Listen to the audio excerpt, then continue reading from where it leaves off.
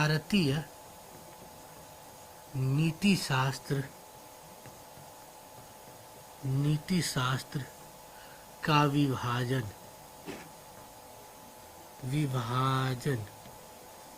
ठीक है, तो दो रूपों में हुआ है। श्रुति परंपरा के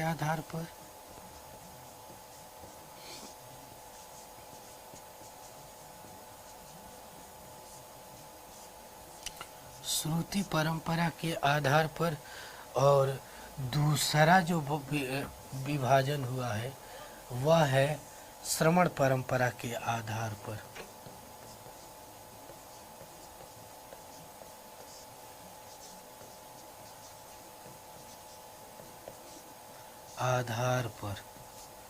श्रमण परंपरा के आधार पर यह दोनों ही आधार है जहाँ पर पूरी तरीके से इंडियन एथिक्स की क्लासिफिकेशन हुई है। तो इसे ध्यान से समझना आवश्यक हो जाता है। श्रुति परंपरा क्या है? जो अर्थात वेद,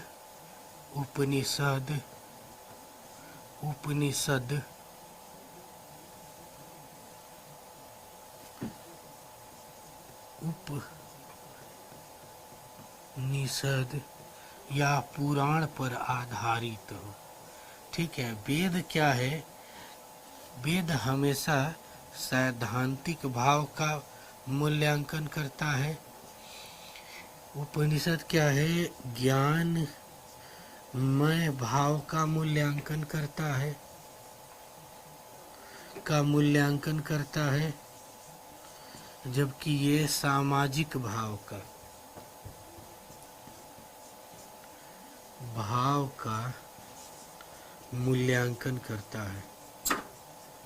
कहने का तात्पर्य यही है कि श्रुति परंपरा के जो आयाम ये आपको देखने को मिलते हैं, ठीक है, यह पूरी की पूरी तरीके से भारतीय नैतिक प्रथा, यह एक लाइन में कहें तो यह वेद, उपनिषद, पुराण भारतीय ज्ञान की, भारत में ज्ञान की यह त्रिवेणी है।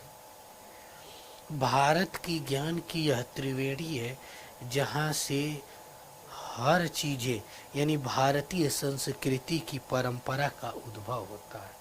यदि एक लाइन में कहा जाए कि वेद, उपनिषद, पुराण वह त्रिवेणी है जहाँ से भारतीय संस्कृति की ज्ञान की सभी धाराएं निकली हुई हैं, तो इसमें कोई अतिशयोक्ति नहीं होगा। ठीक है, एक में इस पे पूरी किताब लिखा था। ठीक है, भारतीय नीति शास्त्र पर एक मेरी किताब है, वह भी पब्लिश नहीं हुई है। खासियत यह है कि कल उसकी अभी मैं भूमिका लिखा था।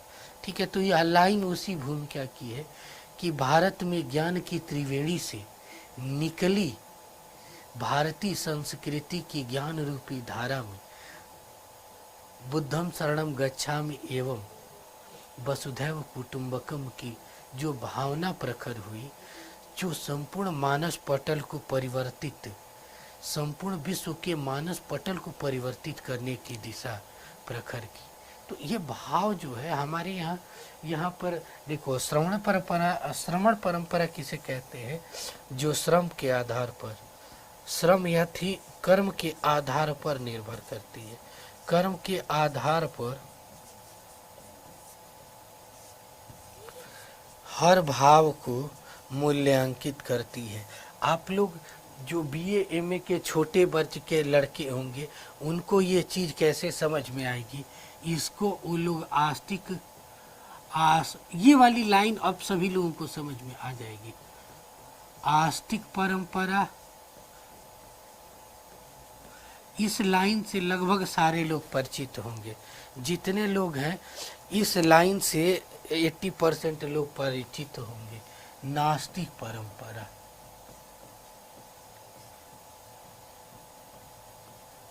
नास्तिक परंपरा भारतीय नीति शास्त्र के स्वरूप के अंतर्गत ये चीज़ें आप लोगों को समझ में आती होगी, लेकिन ये चीज़ें, ये जो श्रुति परंपरा है थोड़ा सा लेवल की चीज़ें हैं।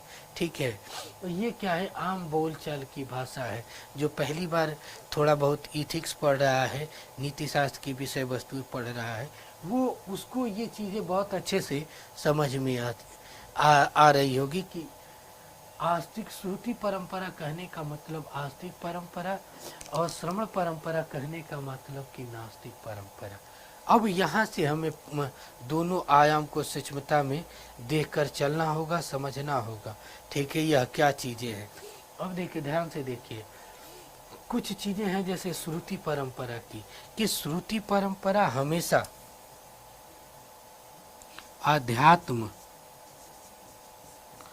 आध्यात्म से भौतिक विषय वस्तु को देखती है।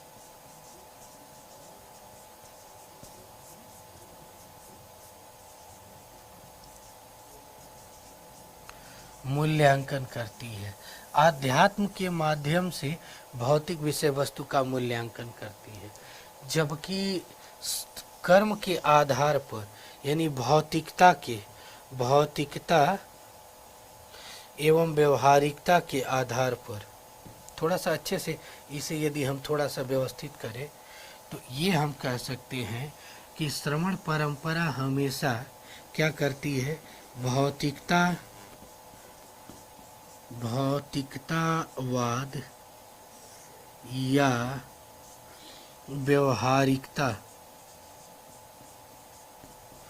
व्यवहारिकतावाद पर आधारित दिखाई पड़ती है, या कहें लौकिक जगत पर आधारित है। लौकिक जगत कहने का मतलब कि इस जगत की विषय वस्तु, और ये क्या है, पारलौकिक जगत पर, पारलौकिक जगत की विषय वस्तुओं पर आधारित दिखाई पड़ती है। यह मूलभूत अंतर होता है दोनों के आयाम को देखने और समझने में। हमें इन विषय वस्तुओं को सूक्ष्मता से समझने की आवश्यकता है। ठीक है, अब कुछ और चीज़ें हैं जहाँ पर हम भारतीय नीति शास्त्र के अन्य आयाम देखते हैं। अन्य आयाम देखें तो दिखाई पड़ता है, जैसे आयाम में हम ये देखें कि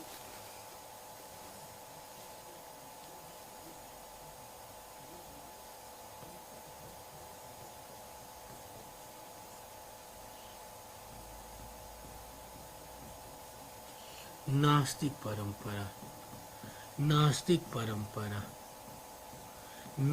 परंपरा में मैंने आपको बताया कि यह ईश्वर,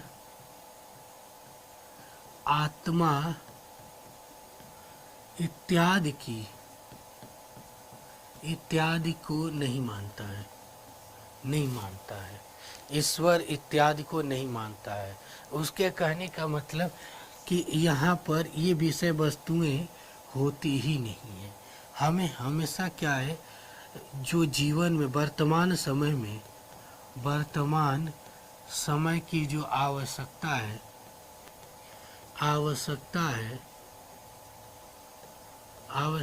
उस पर ध्यान देना चाहिए। वर्तमान समय की जो आवश्यकता है उस पर ध्यान देना चाहिए। उनको हमें स्वीकार करके चलना होगा, उनको मानना होगा, उनके अन्य पहलुओं को लागू करने का प्रयास करना ही जीवन का क्या होगा, वास्तविक उद्देश्य होगा। ये भाव क्या है, दर्शन के श्रवण परंपरा में और नास्तिक परंपरा में है। यह बात सही है कि वास्तविक रूप से वैदिक संस्कृति, यदि वास्तविक रूप से भारतीय संस्कृति की बात की जाती है, भारतीय संस्कृति की बात की जाए तो इसमें दोनों आयाम हमें मिश्रित रूप से दिखाई पड़ता है। यदि एक की बात करें, एक का खंडन करें तो यह निराधार होगा। जो हमारी विदेश नीति है भारतीय संस्कृति की, इसी दो नीतियों से मिली जुली आयाम में है। वह क्या है, वह नीतियाँ क्या हैं, भारतीय संस्कृति की ये नीति ही विदेश नीति का भी निर्धारण करती है। देखिए किरण से, वसुधैव कुटुंबकम की जो भावना है यहाँ पर व्याप्त होती है। वसुधैव कुटुंबकम की भावना यहाँ पर व्याप्त होती है। जो उसके मुकेश कुमार बहुत दिनों के बाद आए, ठीक है, ध्यान से जो भी आपके साथ में है उन्हें बताओ यार, ठीक है, जो इथिक्स पढ़ना चाहते हैं उन्हें ध्यान से समझाओ। दूसरा है बुद्धम शरणम गच्छामि। बुद्धम शरणम शरणम गच्छामि।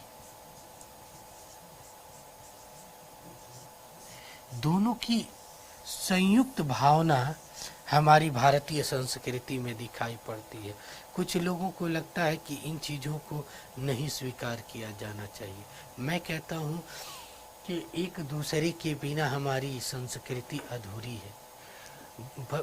भारतीय नीति शास्त्र को कभी भी ये दोनों अवधारणाओं से अलग अलग करके मूल्यांकन नहीं करना चाहिए।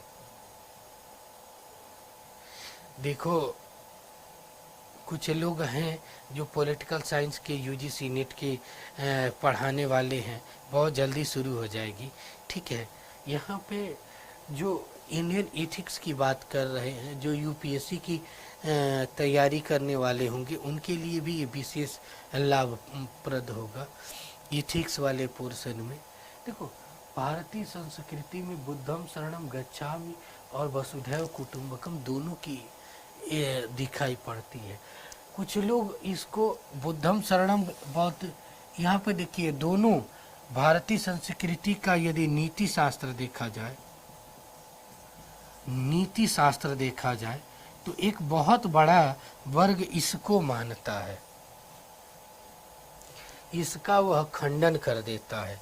लेकिन मैं मानता हूँ कि दोनों को बिन आधार लिए हम एक पक्ष का मूल्यांकन करेंगे तो कहीं ना कहीं बेईमानी होगी। हम वास्तविकता को नहीं समझ पाएंगे, हम उसके मूलभूत स्वरूप को नहीं समझ पाएंगे।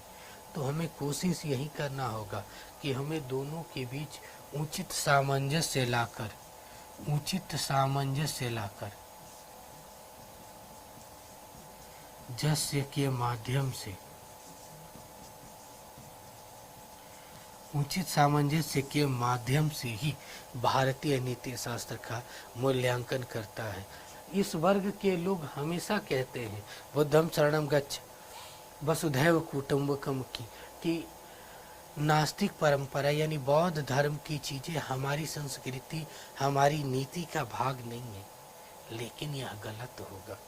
हमारी नीति संस्कृति की आमूल धरोहर का भाव है बुद्धम शरणम गच्छामि, सबकी कल्याण की जो कामना की बात की गई है, कहीं ना कहीं हमारे जेहन में व्याप्त है, हमारे वसूलों में व्याप्त है। तो हम इन्हें दूर हटकर, अलग हटकर देखें तो कहीं ना कहीं नाइंसाफ़ी होगी। हमें कल भी कुछ लोगों से बातचीत हो रही थी तो लोग कह रहे थे कि नहीं, ये दोनों अलग अलग तरीके से एक में क्यों मिला रहे हैं। लेकिन मुझे लगता है कि बिन एक दूसरे के बगैर ये अधूरी है, ठीक है। अब हम अन्य क्षेत्र में भी थोड़ी सी देखेंगे, यानी भारतीय नीति, यानी एक चीज देखा जाए नीति शास्त्र का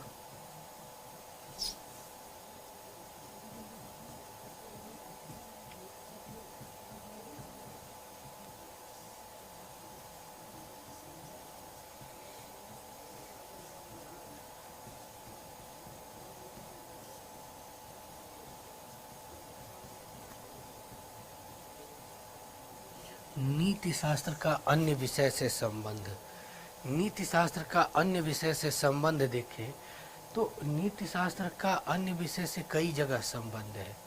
वह कई जगह किस किस से संबंध है? तो पहली जो संबंध है वह है दर्शन के साथ। दर्शन एवं नीति शास्त्र में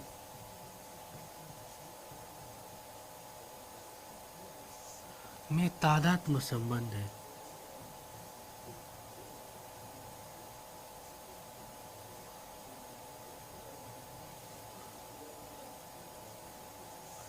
संबंध है। जैसे हम कहते हैं कि दर्शन, तो दर्शन के तीन भाग हैं। एक पारलौकिक सत्ता,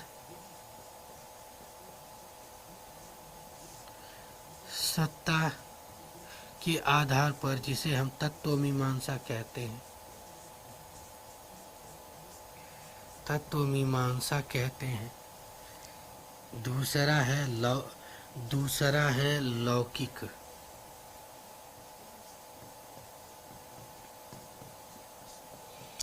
लौकिक जगत की, जिसे हम ज्ञान मीमांसा,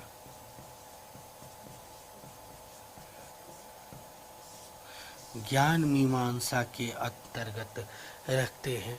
और दोनों के बीच जहाँ उचित साहचर्य का संबंध बनाया जाता है, नैतिक आयाम को, उसी को कहते हैं नीति मीमांसा।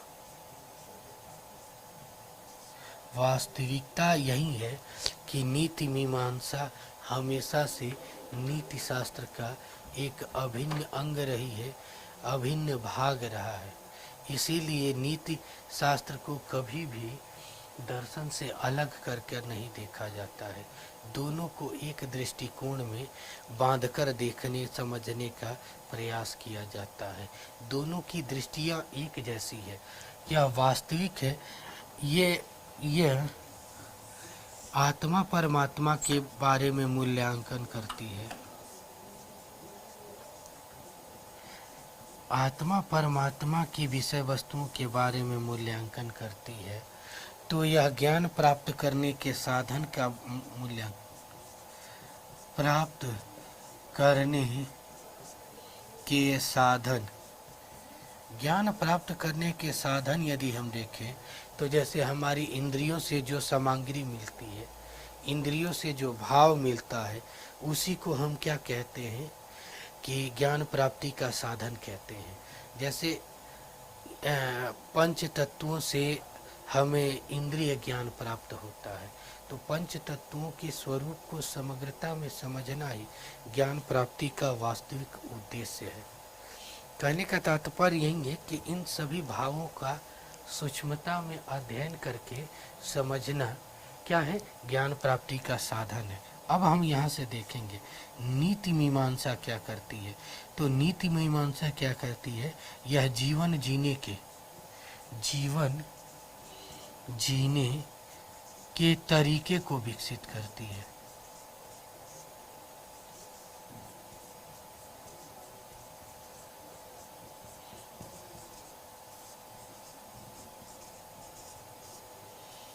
जीवन जीने के तरीके को विकसित करती है।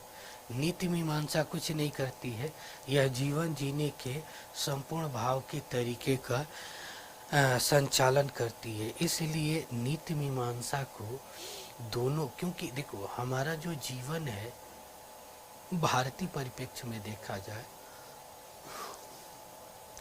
तो हम लौकिकता पारलौकिकता में भी विश्वास करते हैं और लौकिकता में, दोनों के साथ उचित सामंजस्य स्थापित कर के जीवन जीने का प्रयास करते हैं और दोनों के बीच उचित स्थापत्य स्थापित करके जीवन जीने की जो कला सिखाती है वही नीति मीमांसा है। इसलिए नीति शास्त्र का पहला जो संबंध है दर्शन के साथ तादात्म्य संबंध है, जिसे किसी भी दशा में अलग करके नहीं मूल्यांकन किया जा सकता है। यानी दोनों एक ही सिक्के के दो पहलू हैं। फिलॉसफी क्या करती है, फिलॉसफी बाहरी तरीके सैद्धांतिक रूढ़िवादी चीज़ों का एनालिसिस करती है, तो वही क्या करती है, दर्शन की नीति क्या करती है, हमारे जीवन जीने के तरीक़ों का विश्लेषण करती है। यदि थोड़ा सा हम इसे डिटेल से समझें तो अंतर भी समझ में आ जाएगा।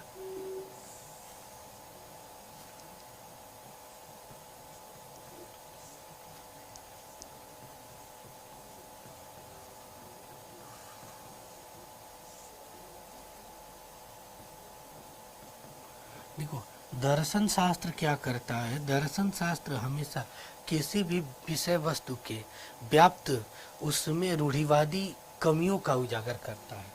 यानी रूढ़िवादी कमियों का मूल्यांकन को परिष्कृत करना,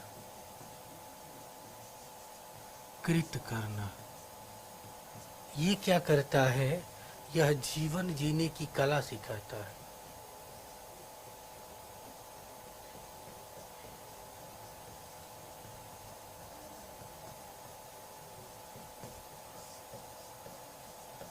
कला सिखाता है, कला सिखाता है। दर्शन सामान्यतः लौकिक पारलौकिक घटनाओं की व्याख्या करता है, व्याख्या करता है, करता है। यह क्या है? दोनों के मिश्रण, दोनों के बीच उचित सामंजस्य से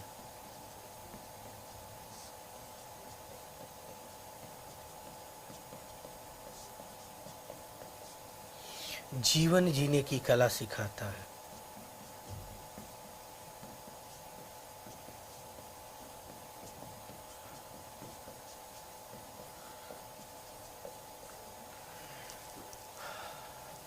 दर्शन का क्षेत्र में, दर्शन के क्षेत्र में दर्शन अत्यंत व्यापक है, व्यापक क्षेत्र है। इसीलिए कहा जाता है कि philosophy is the mothers of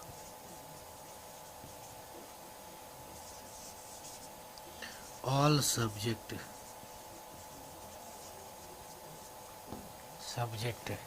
ये क्या करता है कि इथिक्स इज द